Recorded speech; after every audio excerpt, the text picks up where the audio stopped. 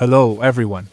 I have some fresh news straight from the oven for you. Sudachi, the newest and most promising Yuzu replacement, is making waves.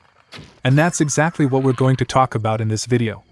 To start off, let's give a brief introduction to Sudachi and its talented lead developer, Jared Norwell, a true emulation wizard.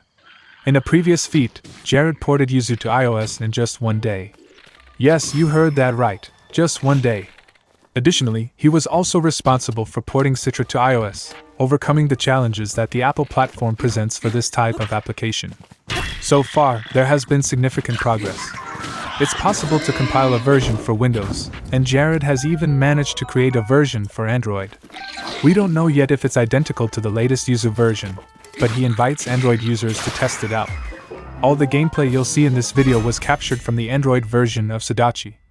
The developer also mentions that versions for iOS, Linux, and macOS are in the plans, but these will take some time to be ready. In a post about the Android version, we've already seen people running Metroid Prime Remastered on a device with Snapdragon 8 Gen 2.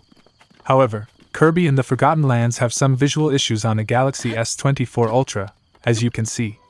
I tested the same game on my device and achieved almost perfect gameplay. The next step Jared intends to take is to update the user interface. Unlike other similar projects, this developer has quite a bit of experience in the field. However, he plans to proceed with caution, waiting for the dust from the Nintendo lawsuit to settle before ramping up development speed. On Twitter, the developer has already made 2 versions of the emulator available for Android.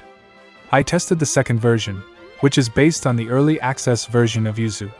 It's exactly the same as the latest version available on the Play Store, with the same performance. Perhaps the tests the developer posted were just to verify if his build could run satisfactorily.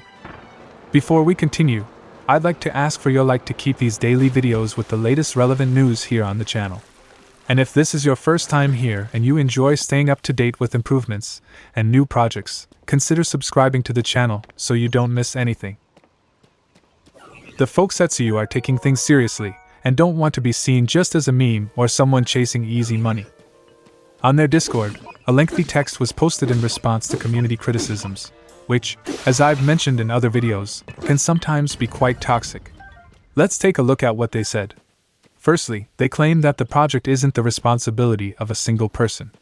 While there's a certain hierarchy, anyone can contribute improvements to the project.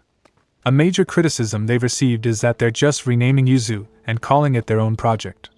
They claim that, at least for now, they're just trying to distance themselves from Yuzu to avoid legal issues with Nintendo. However, they're also reviewing the code, as the previous developers left a lot of documentation missing.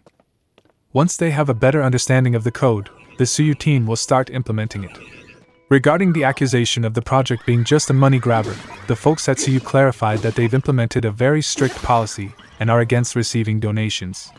They claim that Suyu is a project driven solely by passion for the Nintendo Switch and its games, and they have no intention of profiting from it. In my opinion, it definitely doesn't seem like a money grab. Dealing with Nintendo's furious lawyers is something nobody wants. Plus, Yuzu is still fresh in everyone's memory. It would be quite audacious for Suyu to create a project just to make money and then disappear. Regarding memes, they've made it clear that they're taking everything very seriously and intend to continue Yuzu's legacy. What do you all think about Suyu? Furthermore, the developer behind Lime, which will be the successor to Citra, has decided to create a fork for Yuzu on GitHub.